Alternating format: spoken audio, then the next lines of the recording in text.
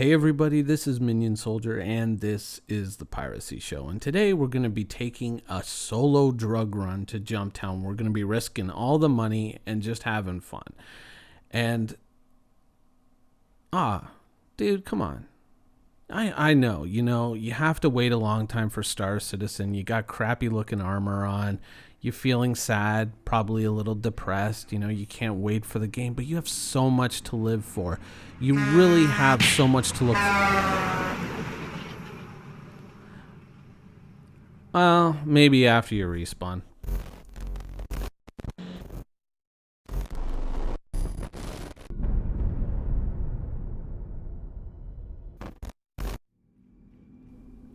So let me ask you this. If you ever run into this situation, you want to do missions while you're playing Screenshot Citizen, and unfortunately you can't because one of the missions is broken. You kind of want to play the game, but sometimes it just doesn't work out for you.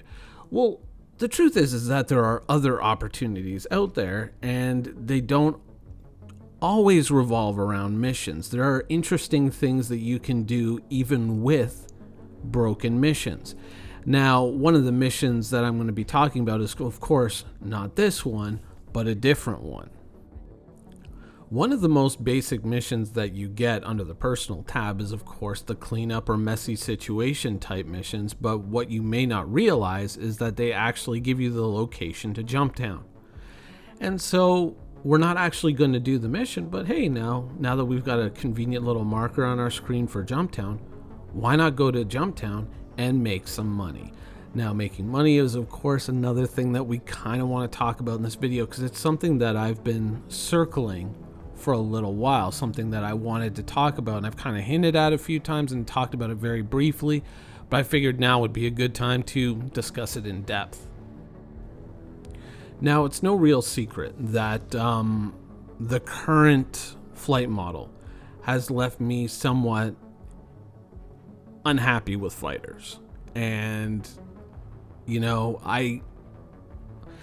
I feel that at times it's something that, I should give more time to and practice a little bit more. But the more I look at the scope of the game, the travel distances, all of that stuff, I lean towards bigger and bigger ships. So I haven't really been feeling any real draw to fighters, and certainly 3.0 and beyond has kind of reinforced that even before the flight model was changed. And so I had been flirting with the idea of cashing out a number of fighters and just converting them into UEC. Well, why would you do that? Well, initially, if you've got the startup capital, if you've got that kind of money, you can use that to make a very big purchase right in the beginning, say a cargo load that you can flip for more money and potentially help springboard yourself moving forward in the game, help you get started and get ahead in the money-making game in Star Citizen.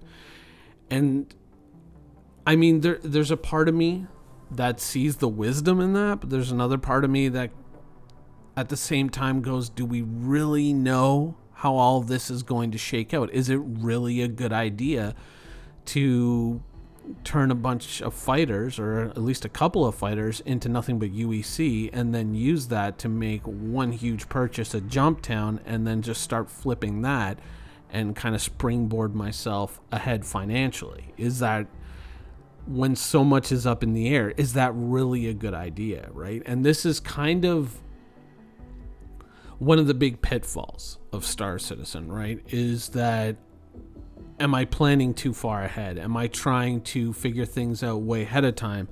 On Monday, we talked a little bit about one person who was kind of going through the star map and, trying to figure out the travel times between star systems. It's like, it's way too soon for that.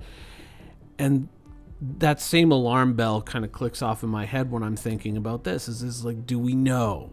Do we really know how this is all going to work out? Is this UEC even going to be good UEC when the game launches, or is it going to be in some way devalued to prevent it from looking like a flat out pay to win thing? Because obviously the more money you have at startup, the easier it is to kind of springboard ahead, whether you're trading or you're smuggling or you're even in combat, when you can just go out and in the universe buy that elite setup that you really want. There's a lot of people who go out there and just test different weapon systems and buy different weapon systems to see what it is they want when the game launches. Put things up against other things, see what kinds of ship and weapon combos seem to work best to narrow things down. And it's not an unheard of practice in any kind of a beta or an alpha or anything like that. There's a lot of players who put a lot of time and a lot of effort into researching what's going to work, so that when the game launches, they can put themselves in the best position possible.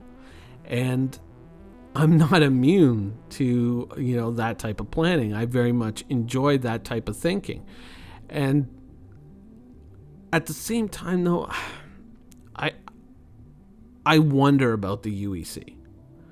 I wonder about this thing. Is this going to be a wise investment, or should I hold off and wait? And I feel like it's a wait and see thing right now. I feel like that's where I'm at, is I kind of want to wait and see what shakes out. I want to take a bit more of a conservative approach here and say, let's wait and see where all of this kind of ends up landing. Because I don't know. I mean, obviously there are benefits to doing this sort of thing. I mean, think about it. You're probably like me, and you probably have a hangar with one or two impulse buys in it that you're kind of looking at. I don't know about that.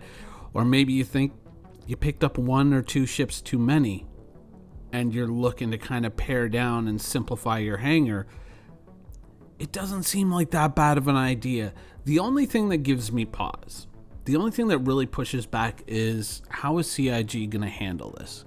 Because there's the obvious business case in favor of this, which is to say, hey, you know what? If they're buying credits and they're using them in game, that works for us. That's, kind of a working business model. And then there's obviously going to be people who push back and say, pay to win.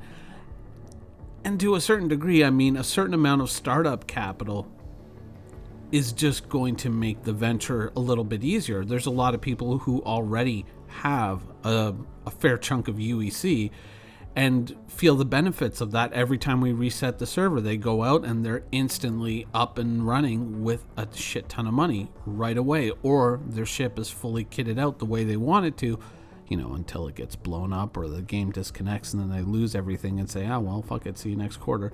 But I mean, there's obvious benefits for CIG, but at the same time, is that really going to be something they want? Are they going to maybe look, they have to take a path of monetization some way or somehow. The servers aren't just going to run themselves.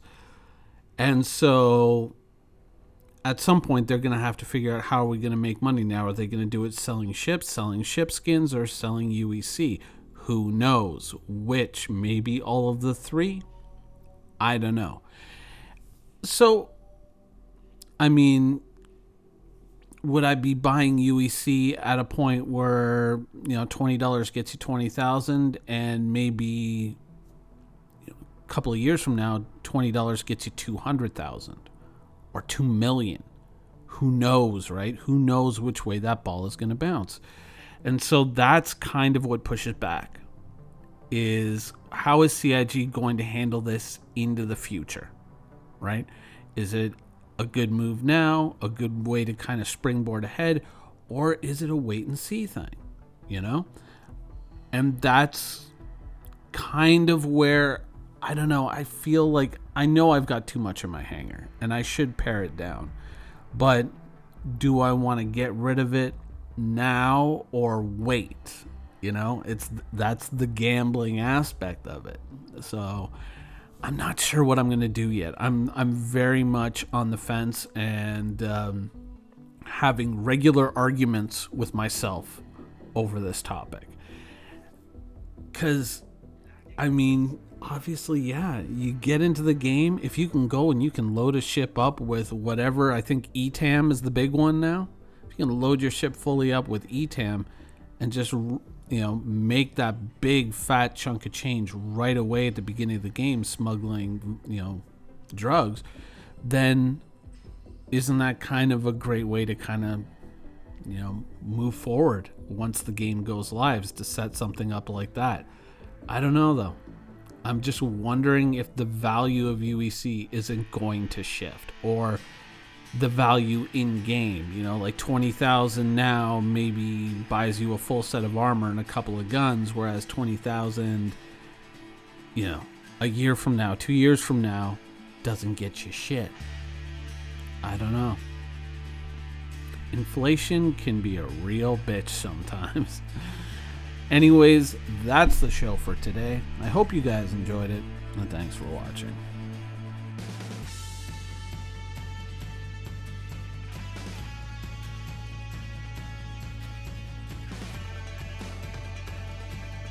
Thank you for watching. So if you want to keep up with the latest and greatest in Star Citizen and Squadron 42's development, please follow us on our social media channels.